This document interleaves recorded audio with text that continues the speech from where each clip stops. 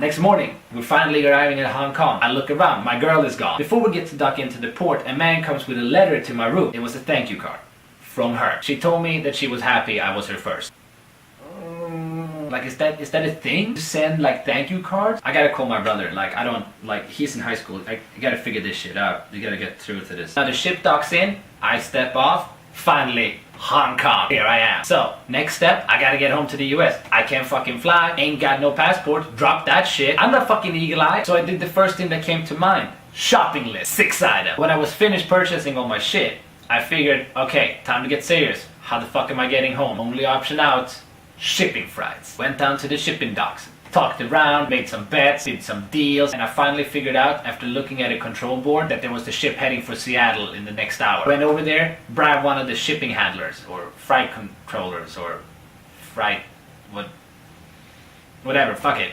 I bribed one of them anyways. Gave him a bottle of sake. Item 1 on the shopping list, check. Now, this is a shipping freight. I know it's not going to be that comfortable. He told me that he was going to throw me one of the containers. Fine by me. You know, shit happens. Hi man, I appreciate this dude. Amazing. Okay, I'm Lupin, excuse me? One more time? See dude, here's the crazy part. It was first now that I realized that this convoy transported animals, and Mr. Asian Busta Rhymes over there put me next to a fucking panda. Welcome to the jungle. I mean, I got enough problems as it is already. I'm dancing ballet on the borderline between grad school and alcohol. Enter shopping item number 2, gas grill. It's the heat, it gets the light, and it makes the food. It's a triple threat, bro. Pick that shit up, put that shit on, throw it around, and finally I find him sitting there in the cage. The fucking dude was just like... Now, a wise man once told me that you learn something new every day, right? Now that day, I learned the pandas are some gangster fucking animals. I mean, first of all, they're basically born with a white ski mask, just ready to rob your ass at any time. Second of all, they got that sweet innocent look. You know who else had a sweet innocent look? All the money grabbing horse. Ka-ching! I mean, I didn't know what to expect, dude. I mean, I never lived with a panda before. I never had a panda as a roommate. I'm not gonna lie, I was fucking scared, dude. Have you ever seen those Never Say No to Panda commercials? You know the food commercial where like the panda just comes up and it doesn't matter, like whatever you're doing, he's just gonna grab that shit and throw it on the ground. I mean, nothing is scarier. He's all like... Hello, motherfucker. And you're all like... what you want, bro? What's going on? That panda food right there? No. Here's the point where he's just gonna grab whatever it is that you're doing. Let's say you're working at the office. Computer.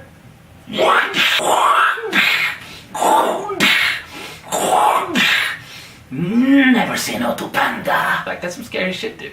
Like, you know?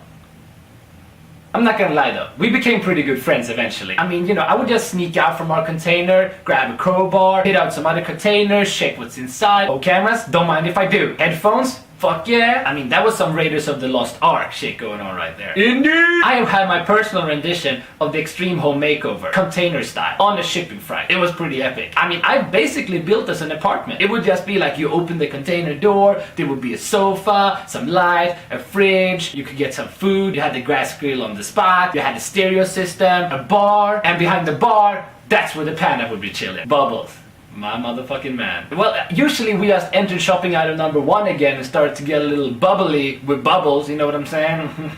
And at that point it was just picture time, drunk photos, panda hug. You know, then you throw on some food, you put on the sunglasses, you bump up the music, show the panda some fly tunes, get high, throw on some Soul Calibur, give the controller to the panda, obviously he can't play. Bummer. We would just spend hours reenacting the panda sneeze scene. He would just be sitting there and I would just be like, phew! And he would just, It was epic, dude. I mean, at least that's what I remember of it. He showed me some pretty crazy dance moves. I mean, he was probably as being a panda, but I still took it as dance moves. I called this one the climbing panda. It is also known as the retarded flower growing in the spring. I mean, I'm not gonna lie, dude. It was pretty emotional when I finally arrived at Seattle and had to leave him.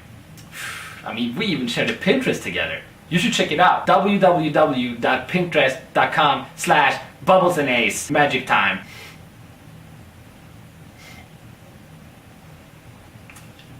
See you when I see you, Bubbles.